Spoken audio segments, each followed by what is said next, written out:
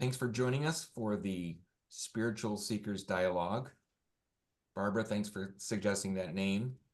I think that's about as close as I could imagine for these conversations, which we hope to do every month with a different speaker or topic.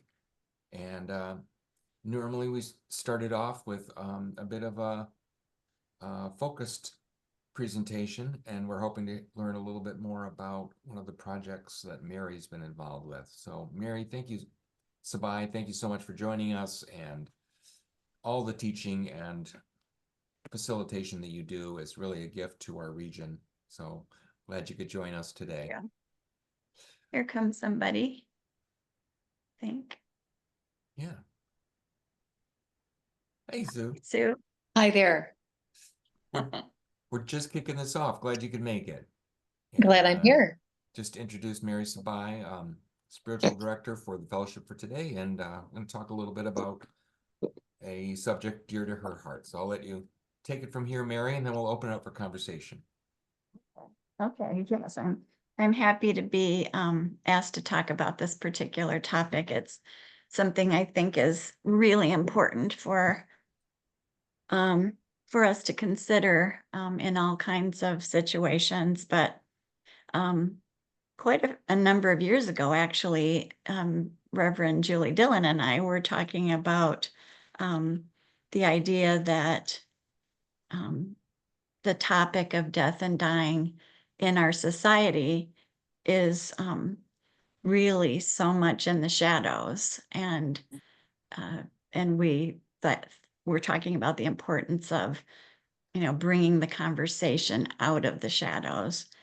And at that point in time, we came to our attention that in Ann Arbor there was a death cafe that had been going on for quite a while. And so we actually went over there together and received some brief training about how to begin a death cafe in our area, and about some of the history behind it, and the purpose for it. And so we came back, and actually it again took a little while for it to get going here, but we started one through the fellowship, sponsored by the Fellowship for Today. And I also just want to note that there's also one at the Hannah Center. Theirs is held every second Friday of the month at 1 o'clock. And our fellowship Death Cafe is every third Saturday of the month at 2 p.m.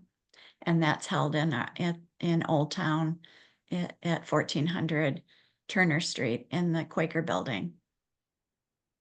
So I could just talk a little bit briefly about the history of Death Cafe.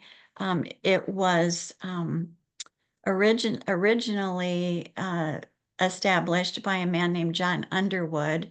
He lived in London. He's since passed. And his mother, who is a psychotherapist, and she continues the effort. But that was 2011.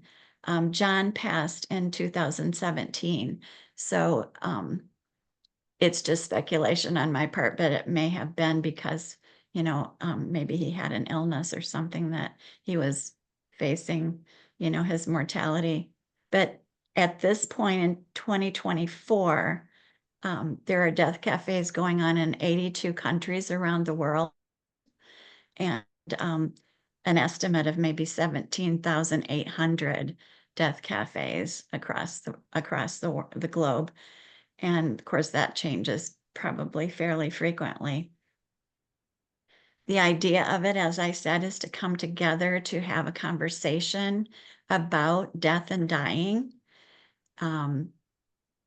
It is intended for people to come together in a safe environment and loving space and supportive space, so that they can talk about whatever issue they would like to in this venue. And there's some, I think, really wonderful rules. Very few rules, but they're wonderful rules.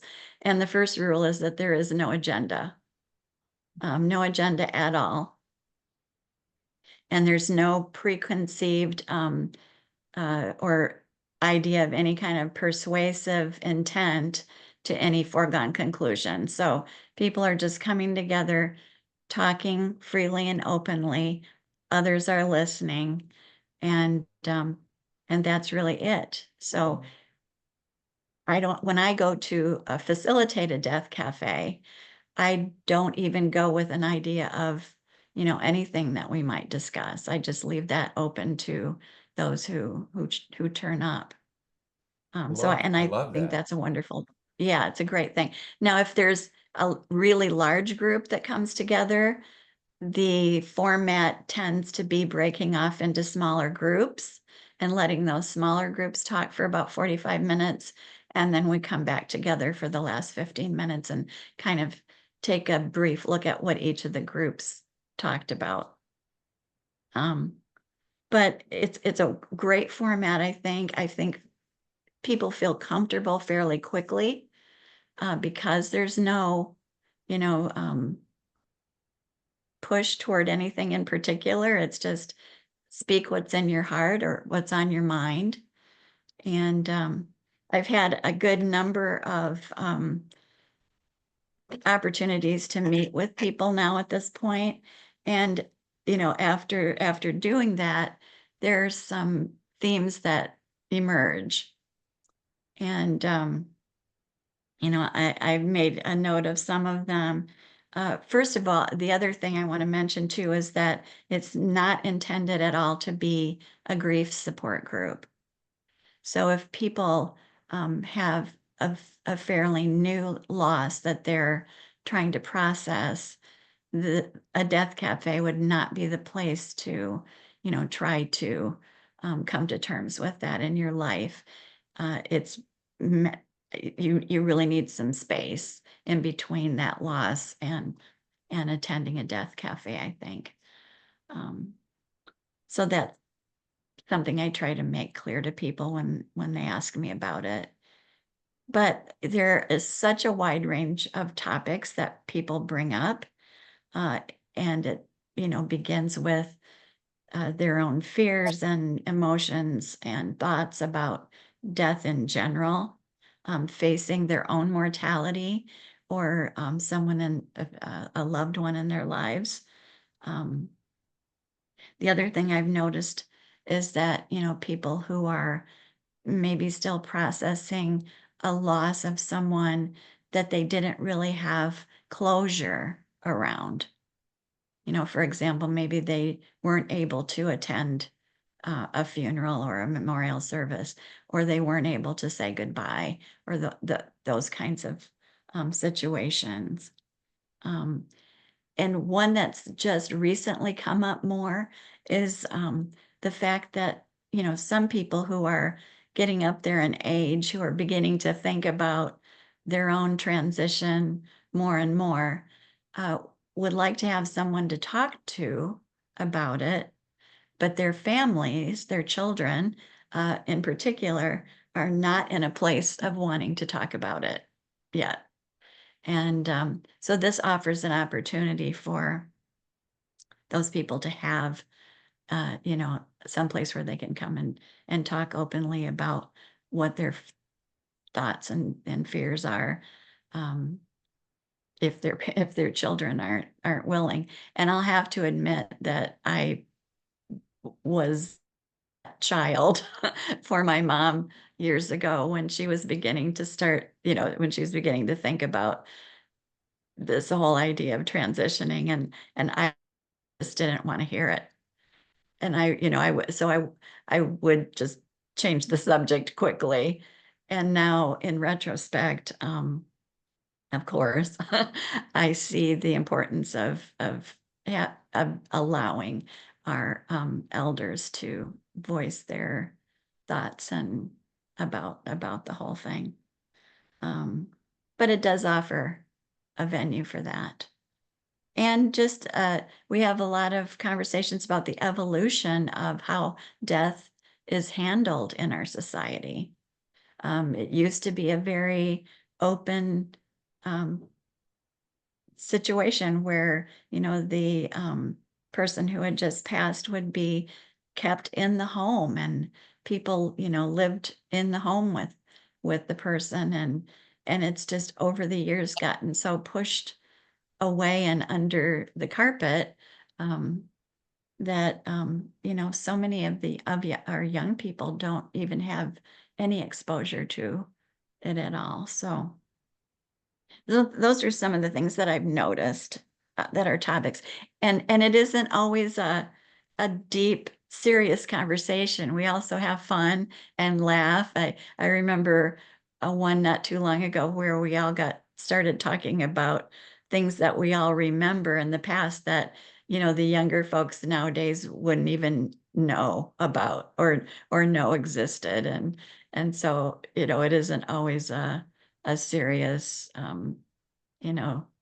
sad conversation. We have fun and laugh as well. So that's a little synopsis, I guess, about what goes on and what the idea is surrounding the get-togethers. Well, and the cafe part is important. There's usually a beverage and some kind of snacks. So that's the cafe idea. That's awesome. What a nice overview and interesting flavors to that. Do any of them occur on Zoom, or are they mostly in-person gatherings? The Hannah Center and ours are in person. I do believe there is one online in the Lansing area that I saw when I just did a Google search of death cafes near me. I don't know how regular it is, but it's something that people could take a look at if if they wanted to do something online. Okay. Have any of you others of you been to one of the death cafes before? I have not. About how many people usually turn up, or is it a varied number? And what about the Hannah? It is a varied number. The Hannah Center has tended to have more people, and I did substitute for Julie not too long ago. I think there were 9 of us that day. Yeah. In the group. Our fellowship group is smaller. Of course, Hannah Center has, quite a group of people coming and going from that facility all the time. So that makes sense. But ours is smaller, and not too long ago, I just was there with one person, and we've had as many as maybe 7 or so, 7 or 8. Mhm. I also want to say hi to Sue. Oh my gosh, it's Yes. wonderful to see you, Sue. Hi, Barb. Oh, hi. Oh. Oh. And that's another thing too. The groups just offer an opportunity for folks to get together, and just the fellowship of it, the community aspect of it is really nice. And they're all different ages. We've had young folks coming. The other topic that comes up a lot is practical stuff like burial options and uh, documents that need to be in place, those kinds of things. So I also have noticed that topic comes up a lot when people are really not able to talk about their feelings and emotions. So it gets steered to, let's just talk about the practical stuff. Hmm. I had been at one of the death cafes with Julie, and there probably were about, I think, between 6 and 10 people. And actually, it just seems like it normalized death. Yes. Not that it's like blasé, everyday occurrence, just part of the process of life. And I Mhm. want to say we probably talked also about wills and trusts, maybe. Yes, the documents that people Right. want to have put into place. And that's so true, Sue. Coming to some kind of a comfort level with it in our own hearts and minds and acceptance that, you know, none of us, it touches us all in so many ways, with our, like I said, our own mortality and those around us, our loved ones. There isn't anybody that doesn't face that. And just the idea that if we can, um, you know, get rid of the fear surrounding it, we can live a more full and vital existence, you know, in our lives when we're not kind of held down with that little fear hanging around in there. I just thought of I don't know if this has come up or even if it's appropriate to mention it, but we talk about facing our mortality, but we don't often talk about facing our immortality, which might be another sort of angle on this whole conversation. Is like, yeah, we have a limited time in our physical bodies, but how does that perspective, that other belief system affect how we think about death? And maybe it just punctuates our lives a little bit more intensely. Uh-huh. But has that ever come up? I mean, I'm sure there's a range A of little beliefs. bit. A little bit, yes. Then there are a range of beliefs, and you know, so we don't, as facilitators, you know, steer anything in that direction necessarily. But it has come up, and in the room that day, I did notice that there were a variety of opinions about that. But yes, I mean, it certainly makes a difference for me, um, what I think is going to happen after I leave this physical experience. Uh, and I think, you know, I think it would be for others, but it isn't, like I said, I haven't had it come up too much. Mhm. Well, related to that idea is like we are in the spiritual realm. Maybe the larger part of us is in that spiritual realm right now, and it's the smaller part of us that's in the physical realm. And just, I can't claim that I understand these concepts, but I just it does sort of shake my belief systems a little bit to think about some of the teachings I've heard recently about these topics. Mhm. I mean, I definitely think I believe that, you know, that we don't end when we leave this physical experience. And that's, you know, and at the fellowship, we really do kind of avoid the word death.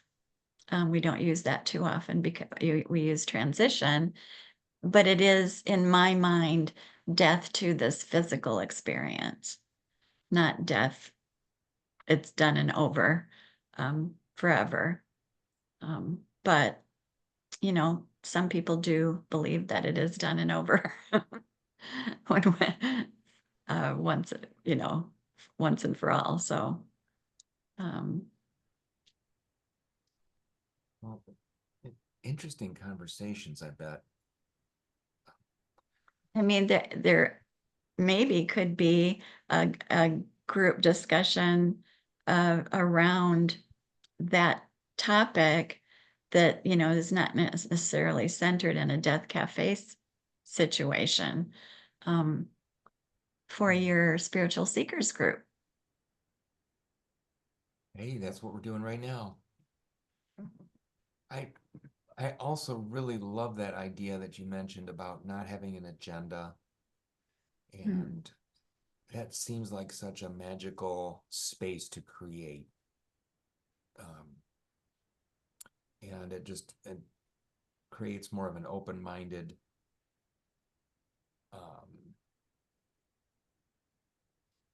oh, I don't even know the word, an atmosphere of openness that you don't necessarily get when there's an agenda or there's a Mhm. Yeah, it can be a slow start sometimes, you know, because there isn't somebody saying, well, this is what we're going to talk about today. But, you know, once somebody starts, it generally opens other people up pretty easily to share. And they're always, it's the group dynamic. There are some people who listen, and they don't really uh, join in as far as sharing, but and that's another thing that, facilitators should be aware of. Just, are they looking like they'd like to share, but they're feeling like they haven't had the opportunity. So, that's something as facilitators we kind of keep in mind. Something you're very good at. I've No, noticed. at the fellowship, we had a death and dying class in the School of Ministry one year. And it was literally our most popular class. I think we had 18 or 19 people sign up for that. And it was an 8-week class, I believe. So it is a topic that people are interested in. And I think the more we offer an opportunity to come together and just chat about it, the better. I'm curious, Barb, as a student of the Course in Miracles, probably our leading teacher in this room, are there perspectives on death that you have been influenced by the Course in Miracles about? I don't know if I spit that out properly, but Let's think about that a minute. how's it influenced your perceptions on mortality or It's just physicality? the body, the communication device we think of as the body is laid aside, and our spirit, which never left heaven, remains as it always was, perfect, with God in heaven.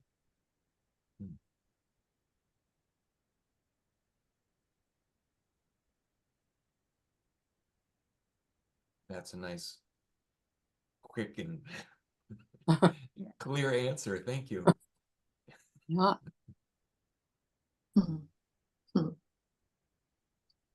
Does that jive with what you understand, Sue? I was just gonna say it's spot on and it just seems very beautiful. Yes. Yeah. To me, it seems like it would really change how I look at life, just to really embrace that concept. I think there's a sense of peace that comes from that knowing or that belief system or that truth. Go ahead. Adopting that belief is also a big help in being able to forgive what we see out of the body's eyes. Yeah. Reinforces the idea that this is a dream that we're living. Yeah. That is way true, Barb. That really is the forgiveness piece. Tune in next month. I'll be with you guys next month talking about the course.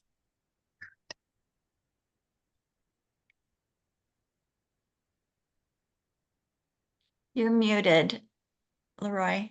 Thank you. There you go. Thanks, Barb. Actually, I think I may have screwed up our scheduling a little bit because but we can talk more about it afterwards. Fine, that's fine. Some other month would work also, not a problem. No, I'm so happy you mentioned that. And that could be a good segue. I had also booked Bill Dietrich, but I need to check my calendar and see what month. Okay. Are you flexible on November or December? Or do you have a preference? I wouldn't be ready for November. Okay, so just to be ready for November. So December is your month. Yeah. Okay, then there's no conflict then, because Bill will be next month. Oh, cool. Great, I'm glad we straightened that out. That came up. Almost had a near-death experience there. Oh.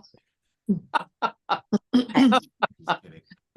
I actually had a personal experience with my ex-husband who was in hospice, and his family was very traditionally religious Catholic, and he just pushed that away so deeply and didn't want to have anything to do with anything religious or spiritual or any talking about any ideas about that remotely resembled it. And I was around him and with him as he went through his hospice transition period. And there was so much fear of the unknown, and what might happen. And uh, it it it was it was obviously his choice to make, but to me it was a very sad, that it had to be that fear filled of an experience. Oh,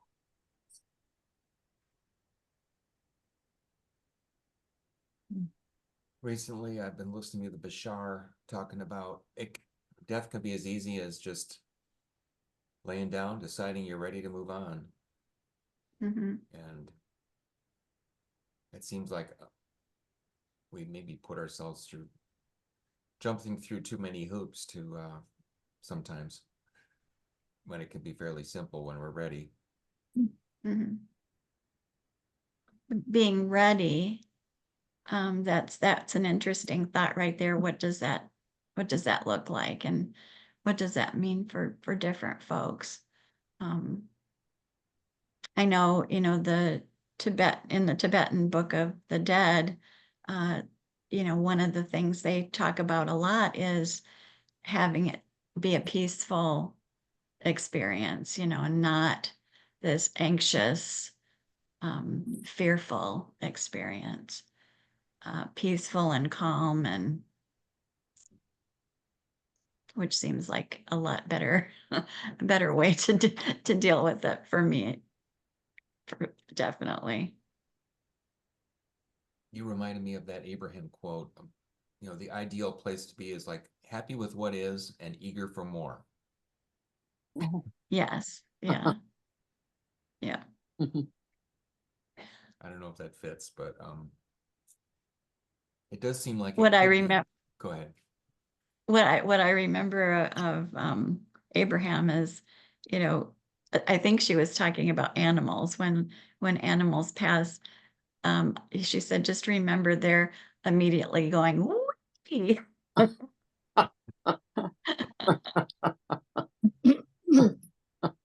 And that's joyous. That's a joyous thought right there. yeah. That makes me think of my golden retriever, Charlie, who was just the wildest thing. He walked like Saturday Night Live kind of thing. Saturday Night Fever, I mean. And so I know he's tromping around, doing his thing and eating pizza and chocolate chip cookies. And watermelon. Yes, and pie. Yes. That's funny. Yeah. I don't know if it's true, but I've heard that the Hemlock Society is able to help people who are ready to transition do so. I haven't tried to look into that or not. I would, but it's an interesting thought. Mhm. That comes up occasionally at a death cafe, that idea of, what happens when, we choose that it's time, and what are the legalities around that, or the ramifications for that, and other opportunities around the world that are, maybe more open-minded about that. Mm-hmm. There's some states that allow personal choice in death. I'm trying to think if Oregon, California. Well, I think there are still some, there's regulation around it. You know, a physician, I think, has to certify that they believe that this is terminal and, you know, or that kind of thing. But in some countries, some other countries, they actually facilitate it. Yeah. And that's, you know, if we like, for example, with my mother, she went into hospice and it was basically just not doing anything to keep her alive. You know, she was medicated so to help her pain and keep her comfortable, but they didn't give her much food. Um, they didn't give her much water, and it was just kind of a slower process of that, Mhm. which probably could have been. Um, I don't think she had pain. You know, it's hard to say, but she didn't appear to be in pain. That's the process my mother went through also, and she and my father elected that kind of a no hydration, no food ending. Mhm. If they were, Yeah. you know, and kept totally incapacitated, and she was in a coma, an induced coma, because without that she would have been constantly in a grand mal seizure. Oh dear. Yeah. Yeah. It seems like such a positive development. I don't know if it's always been around, but letting the family make the choice of something that makes sense versus trying to keep Mhm. people alive at endless cost and with marginal return. If you, Mhm. it's not the best word, but Well, it's difficult in families too when you know, children don't agree, for example, or other family members don't agree about that. I just happened to be in an emergency room a while back with somebody, and they had the curtains open across from me, and there was an elderly woman who was just literally gasping for breath. And the doctor turned to her, probably son, and said, you know, what do you want to do? You know, what do you think your mother would want? Because if we take her upstairs, you know, if we admit her, we're going to have to intubate her and all, you know, all that goes along with that. Is that what she would want? And he looked like a deer in the headlights. You know, he's like, I don't have a clue what to say. And you know, it was a sad situation to me to watch, but definitely illustrates what can happen if we're not prepared and don't, you know, make some choices for ourselves before something like that happens to Mhm. us. Yeah. we have a committee that's been pretty active in the township. It's called the Green Burial Committee. And I didn't make this connection before, but it's a fairly healthy conversation about, you know, what are the options, and a lot of people just don't have a clue about not Right. just their options but their rights, but to think about how you want your body to be taken care of ahead of time just makes probably a lot of sense. In fact, I should probably do that later today. Put that on my calendar. No, just kidding. Well, and the just the crazy um, ranges of costs that can be involved if you don't kind of do some research in advance. Um, and people are in a state of really not being able to really think clearly sometimes if a loved one has just passed and trying to make those kinds of decisions. Um, Yeah, and there's a lot of money in the funeral business.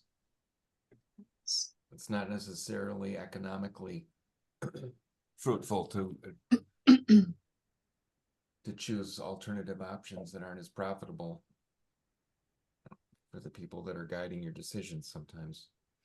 That's a broad assumption, but I just, it's come up quite a bit, on this committee. It's like, how do we decide what are our choices? What are the options? Mhm. And sometimes the regulations don't allow, like in Meridian Township, it's the law. You've got to, even if you're Muslim, you still have to have a concrete box. They leave the bottom off it because Muslim, as I Mm. understand it, Mm. that from that faith, you need to be in contact with the earth. But this whole idea of a concrete box that's going to last forever in the soil, it's a lot of resources. Yeah. Waste. Mm. Yeah. Anyway, that's Yeah. just And another issue. really, you have to go through a funeral home. All deaths, go through a funeral home, and then let them know that so we're really leaving it to the funeral homes to carry out the laws and ordinances and whatever that are associated with it. Whether you're cremated and have a funeral with them or not, a funeral home has to pick up the body from wherever and process it. So it's just something to be aware of. I thought there were options besides that, like but not popular options, but You may a crematory might be able to pick up a body at this point, but otherwise, I'm pretty sure you have to go through a funeral home. Interesting. Can't just plop myself Yeah. down in my compost bin in the backyard. Well, as long as people don't figure it out. Just cover me with brush. Add moisture and occasionally aerate. Oh God. I wanted to add on, Mary, you were talking about the, family or friends or what have you. During the time after the death, I had heard from someone, maybe my former boss, that you're at 20% mental capacity after a significant person died. And it's hard to make decisions at that point in time. And it makes sense because you're just so cloudy. Yeah. Yeah. I know when my ex-husband passed, my younger daughter turned to me and said, "You're going to have to figure this out, Mom. I can't." And he had not made any arrangements, and my daughters were not in any condition to do that. And so I worked with a nurse at the hospice, it was St. Lawrence Hospice, who was wonderful, by the way, and steered me in the direction of reasonably priced services and that. But that just demonstrated to me that when something like that happens, you are not in the mind space to be able to make decisions easily or clearly.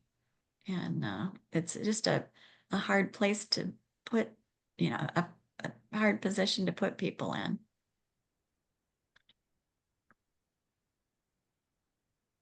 Yeah.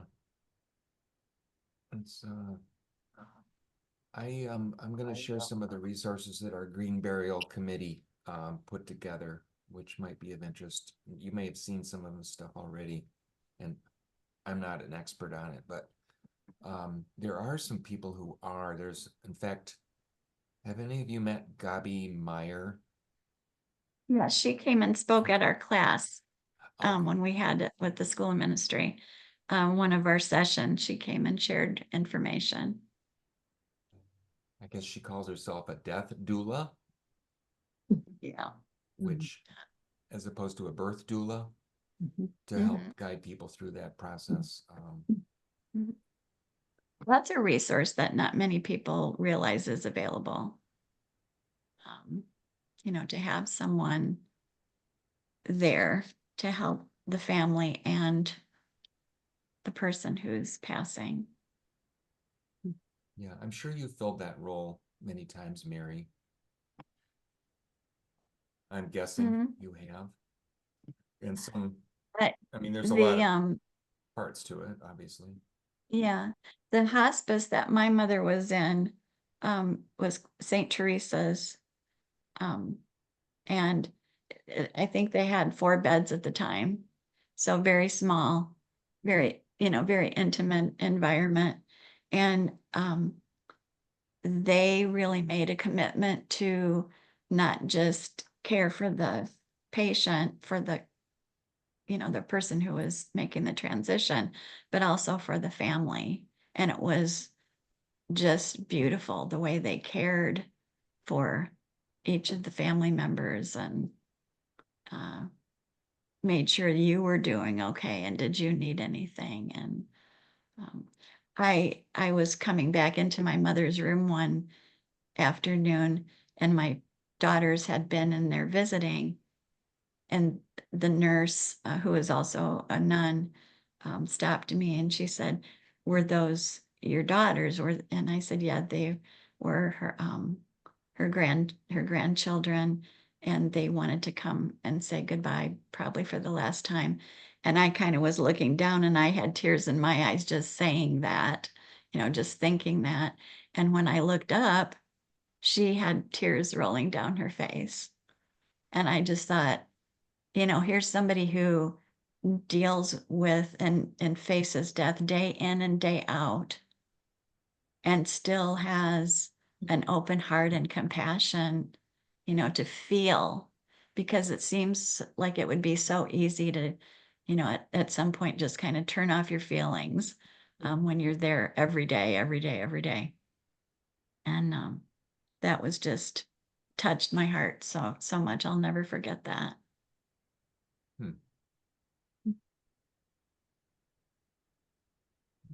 Well, are there any other questions or topics or thoughts that people wanted to share?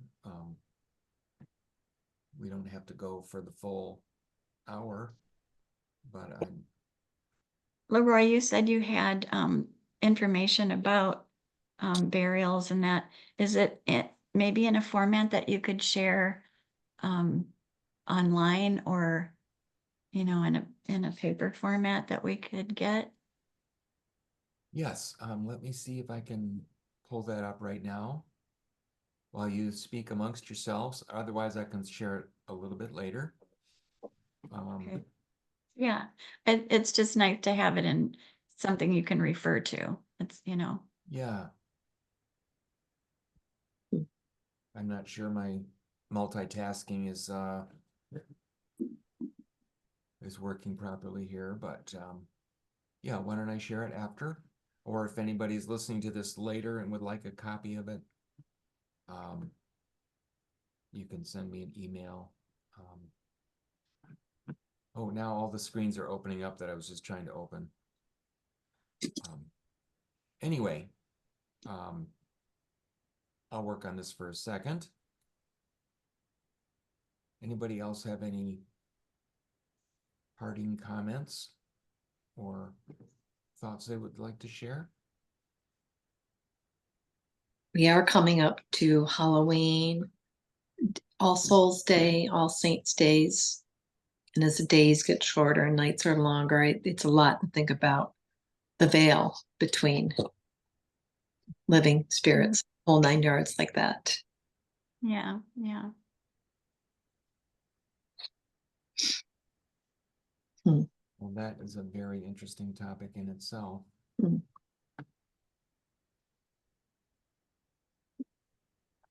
Just telling that story about my mom reminded me about how healing it is to tell stories about our loved ones who have passed, and the Death Cafe also offers that opportunity. It is just healing to be able to speak the story, tell the stories and speak the stories of the good times and what the person was like. And I remember being so grateful for the people in my life at the time when my mom passed, who would just so patiently listen to my stories. I remember after my dad died, I had a friend. This was probably 3 weeks after, and she said, "When was the last time that you ate?" I'm like, "Oh my God, I have no idea." It's Oh. like, wow. Yeah. I also had several coworkers after my dad died, which is right before Christmas, who came over and wrapped all the presents that I had for family and friends. It was like amazing coming together. That's lovely. That's very sweet. And I can tell in my heart it's been 16 months since my mom died, and it's too soon to get into those stories because it's just going to open up too much. Yeah. Yeah. But you have friends, you know, when it comes up, when it bubbles up, you can tell the story and they'll, Right. you know, be right there for you to listen. And Yeah. it is very healing.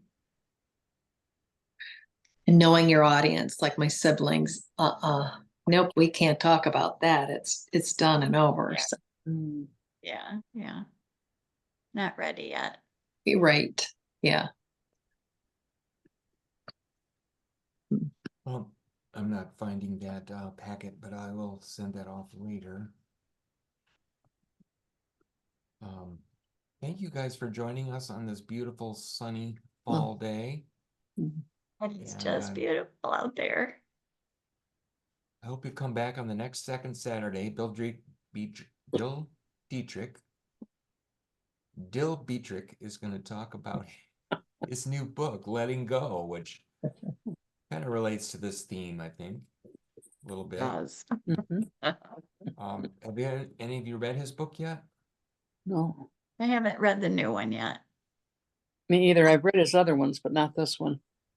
I guess this is a collection of three authors. Bill is one of them that have wrote about concept of letting go from their various perspectives. So Is it more in the form of a workbook kind of, not so much a storyline, but I think it's more of a, that's just my idea. I might be wrong, but I thought that was true. You're right, Mary, because I have the workbook, and it is Okay. a workbook. Yeah. I bought a copy and then lent it to somebody, and I had it for about 24 hours and hoping to get it back someday. But it's a signed copy, which will go to the highest bidder. No, just kidding. No. I bet you can get another one, Leroy. Yeah, I really can. Yeah, that'll be whatever the second Saturday is, if my math is correct, in November. And then Barb will be back, will be with us in December to talk a little bit about Course in Miracles, which is a very rich subject, of course. So thanks for coming today, everyone, on this your precious Saturday. It's good to see everybody. Any other parting comments? Thanks for doing this, Leroy. Thank you very much. Yes. Thank you so much. I'll talk to you soon. I'll get that packet of, if I can find it, out to each of you and anyone else who just drops me an email. Perfect. Okay. Everybody have a good day then. Enjoy the sunshine. Thanks, Mary. Bye-bye. Bye-bye. Bye-bye.